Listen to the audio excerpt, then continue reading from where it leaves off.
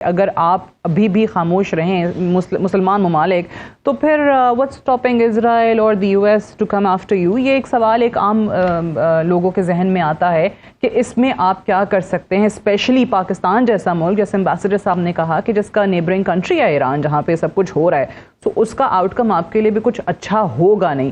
پاکستان کیا کر سکتا ہے جس نے ابھی جیسے وہ کہہ رہے ہیں کہ جی بڑے عرصے کے بعد تعلقات بحال کیے امریکہ کے ساتھ، ابھی تو ہم نے پریزیڈنٹ ٹرمپ کو نوبیل پیس پرائز کے لیے نامینیٹ کیا تھا۔ دیکھیے پاکستان کافی عرصے کے بعد یہ جو بنیان المرصوص ہوا، ہمارا کا حق ہوا، اس کے بعد ہمارا ایک اسٹیچر بڑی اچھی پوزیشن پہ چلا گیا، اور نہ صرف ریجنل کنٹریز بلکہ ریجن سے باہر کے ملک بھی پاکستان کی طرف دیکھنے لگے۔ اور nuclear capability adds to that value. تو ہمیں اب ایک بڑے میچیور ملک کے حساب سے بیہیو کرنا چاہیے، ایکٹ کرنا چاہیے۔ اس میں ہمارے آج وزارت خارجہ کا جو اسٹیٹمنٹ آیا ہے وہ بہت بیلنس اور بہت اچھا ہے۔ آپ بات کر رہی تھی کہ ہم نے ٹرمپ صاحب کو ریکمینڈ کیا ہے فار نوبل پیس پرائز، لیکن انہی کے اس ایکشن کو آج ہم نے اس کی مذمت کی ہے۔ تو یہی ڈپلومیسی کا کمال ہوتا ہے کہ جہاں آپ نے جو بات کرنی ہے آپ کو کرنی چاہیے، اور پاکستان آج اس اسٹیچر پہ ہے کہ جہاں پہ جو بات صحیح سمجھتا ہے وہ کہہ سکتا ہے اور لوگ سنتے بھی ہیں اس کو۔ تو ہمیں اس اسٹیچر کو یوز کرنا چاہیے۔ ہمیں جو ہمارے ریلیشنز ہیں ود چائنا، ہمارے اچھے ریلیشنز ود رشیا بھی ہیں، اور امریکہ بھی ہماری بات سن رہا ہے، تو ہمیں اس کو یوز کرنا چاہیے اپنے ریلیشنز کو، سفارتکاری کو، سیاست کو، اور ہمیں اس قصے کو ختم کرنے کی طرف اپنی توجہ مبذول کرنی چاہیے، اور دوسروں کی بھی کروانی چاہیے، ان کو بتانا چاہیے۔ ٹرمپ صاحب کا یہ ایکنالجمنٹ کہ پاکستان ایران کو بہتر جانتا ہے، تو اس سے بڑی کیا بات ہوگی کہ ٹرمپ کو ہماری بات سننی چاہیے، بیکاز ہم بہتر جانتے ہیں کہ اس خطے میں کیا ہوگا۔ وہ تو کئی ہزار میل دور سے آئے ہیں اور چلے جائیں گے، لیکن جو یہاں پہ میس کریٹ وہ کر کے جائیں گے اس کو ہم نے بھگتنا ہے۔ نہ صرف یہ کہ یہ جنگ ہمارے ہمسائے میں آ گئی ہے، اس سے مائگریشن کا خطرہ ہے، بلکہ اگر یہ آبنائے ہرمز اور خلیج فارس ڈسٹرب ہوتی ہے تو ہم سب سے پہلے ملک ہوں گے جو اس سے متاثر ہوں گے۔ 100% تیل ہمارا سی سے آتا ہے، 90% سے زیادہ ٹریڈ ہماری سی سے۔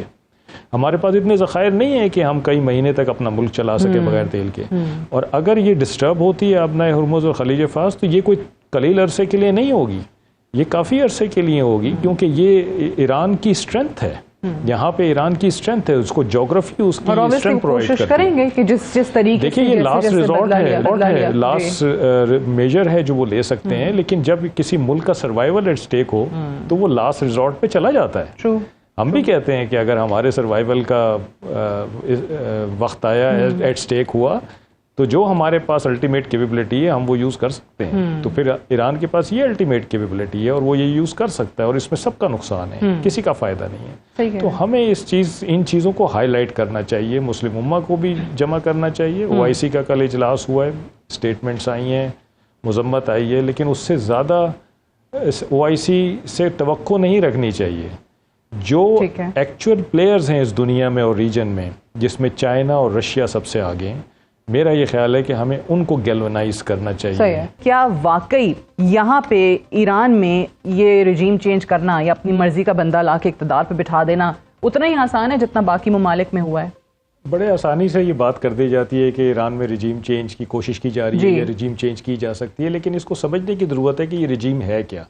دیکھیے یہ ایک ولایت فقیہ کا کانسیپٹ ہے۔ ولایت فقیہ یہ ہے کہ جو 12ویں امام ہیں، جو غائب امام ہیں، ان کی غیر موجودگی میں ان کے نمائندے اس اسلامی سسٹم کو چلائیں گے، اور یہ خمینی صاحب کی سوچ تھی، اور وہ ایک ریولوشن کے تھرو آئے تھے جس میں لوگ ان کے ساتھ باہر نکلے تھے اور انہوں نے ان کو اس مقام پہ پہنچایا تھا۔ خمینی صاحب چلے گئے، سسٹم چلتا رہا، خامنہئی صاحب آ گئے، خامنہئی صاحب چلتے جا رہے ہیں، اور کافی عرصے سے کیونکہ وہ عمر رسیدہ ہیں تو لوگوں کو ان کے بارے میں تشویش بھی ہے۔ تو خامنہئی صاحب کو اگر آج کل خدا نخواستہ کچھ ہوتا ہے تو یہ نہیں ہوگا کہ ان کے جانے سے یہ سسٹم ختم ہو جائے گا۔ کیوں؟ اس لیے کہ یہ سسٹم اوپر سے نیچے تک اور دائیں سے بائیں تک اس سسٹم نے پورے ایران میں اپنی جگہ بنائی ہوئی ہے، ایک پراپر ہائرارکیل انفراسٹرکچر ہے جو کہ وہاں پہ موجود ہے۔ اگر آپ ہمارے سیٹ اپ کے حساب سے اس کا موازنہ کریں تو ٹاؤن لیول تک، اوپر سے نیچے ٹاؤن لیول تک کمپلیٹ ایک ہائرارکی جس کے تحت یہ سسٹم چلتا ہے۔ اسی طرح ہر آرگنائزیشن میں اس سسٹم کے ریپس ہوتے ہیں، تو ہاریزنٹلی بھی یہ سسٹم سارا کا سارا وہاں پہ امبیڈڈ ہے۔ لوگوں کی بھی اس کو حمایت حاصل ہے، تو اس کو اس طرح سے اکھاڑ کے پھینکنا ہے جیسے عراق میں آپ نے رجیم چینج کر دی، سیریا میں ایک بندہ ہٹایا تو آپ نے کہا رجیم چینج ہو گئی، لیبیا میں ایک بندہ ہٹایا تو چینج ہو گئی. ایسا نہیں ہے. اگر آج خامنہئی صاحب کو کچھ ہو بھی جاتا ہے تو دوسرا بندہ ان پلیس ہے، ایک سسٹم ہے، ایک گارجین کونسل ہے، وہ دوسرے بندے کو نامینیٹ کر دے گی اور وہ اس طرح سے چلنے گے. تو یہ اکیلے خامنہئی صاحب کے بلبوتے پہ نہیں چل رہا ہے سسٹم. پہلی چیز سمجھنے کی ہے. دوسری چیز یہ ہے کہ دیکھیں ایرانی قوم کی ایک بڑی خاص بات ہے کہ جہاں کہیں ایران کا ذکر آتا ہے وہ ایک ہو جاتے ہیں. جب بھی کبھی ان کے اوپر کوئی مشکل آئی ہے اور ایران کے اوپر بات آئی ہے، انہوں نے سارے اپنے پولیٹیکل ڈفرینسز بھلائے ہیں اور وہ ایک ہو گئے ہیں. اور میں نے اس کا باقاعدہ مشاہدہ کیا ہے. ایران عراق وار آپ دیکھ سکتے ہیں، اس کے بعد کئی دفعہ ان کے اوپر مشکلات آئی ہیں اور یہ کہنا غلط نہیں ہوگا کہ ان کے پولیٹیکل ڈفرینسز ہیں. لوگ اس رجیم کو بھی چیلنج کرتے ہیں، فوج کو بھی چیلنج کرتے ہیں، پولیٹیکل سسٹم کو بھی چیلنج کرتے ہیں، لیکن جہاں ایران کی بات آ جاتی ہے وہاں یہ سب کچھ بلا دیں. اب یہ کہ ابھی 8 دن ہو گئے، 9 دن ہو گئے اس جنگ کو، اسرائیل نے بہت تباہی مچائی ہے، لیکن لوگ سڑکوں پہ نہیں آئے، کوئی انتشار نہیں پھیلا. اور یہ اوبویسلی اس وقت یہ خیال تو یہی تھا نا کہ وہاں پہ کیونکہ بہت زیادہ لوگ تنگ ہیں اپنی حکومت سے، ہمیں موقع مل جائے گا اور لوگ بھی بغاوت کر دیں گے. اور انفیکٹ IRGC کے اپنے لوگوں کو، یہ جو ریولوشنری گارڈز ہیں، ان کے حوالے سے یہ انالیسس سامنے آئے کہ وہاں سے ہی آپ کو بغاوت نظر آ جائے گی. اور ایران اوبویسلی جا بھی رہے. کل وہ جو ان کے وزیر خارجہ نے کہا کہ ہم پریزیڈنٹ پیوٹن سے جو ہے وہ بات کریں گے اس سلسلے میں.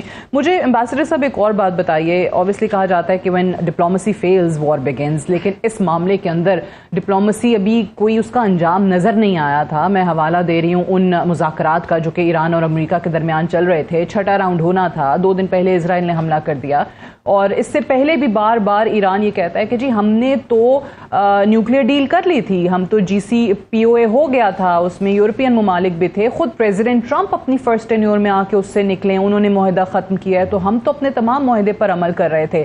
تو اس دلیل کو دیتے ہوئے کیا آپ کو لگتا ہے کہ رجیم چینج کی طرف ہی جایا جا رہا تھا، جو کہ جنرل ویزلی کلارک انکشاف کر چکے ہیں کہ ہم نے 20 سال پہلے، 2 دہائیاں پہلے ہی امریکہ نے پالیسی بنا لی تھی ٹو ڈیفینڈ اسرائیل کہ 7 countries in 5 years، 7 ممالک ہم نے تباہ کرنے ہیں، 5 سالوں میں 6 ہو گئے ہیں، ایک آخری ایران بچا تھا اور اس کی طرف جایا جا رہا تھا. دیکھیے، امریکہ کی مجبوری ہے کہ وہ ایک وار اکانومی ہے اور ملٹری انڈسٹریل کمپلیکس امریکہ میں بڑا طاقتور ہے. آپ کو یاد ہوگا کہ صدر بائیڈن نے یہ کہا تھا کہ وہ افغانستان کی جنگ ختم کرنے کے بعد کسی اور جنگ کا آغاز نہیں کریں گے، لیکن چند مہینوں یوکرین کی جنگ کا آغاز ہو گیا تھا. اسی طریقے سے صدر ٹرمپ کا جو الیکشن پلیٹ فارم تھا وہ یہی تھا کہ وہ جنگیں ختم کریں گے، یوکرین میں ختم کریں گے، مشرق وسطی میں. اور انہوں نے پھر جو چین کو صرف کہا تھا کہ یہ ہمارا موسٹ کانسیکوینشل ایڈورسری ہے.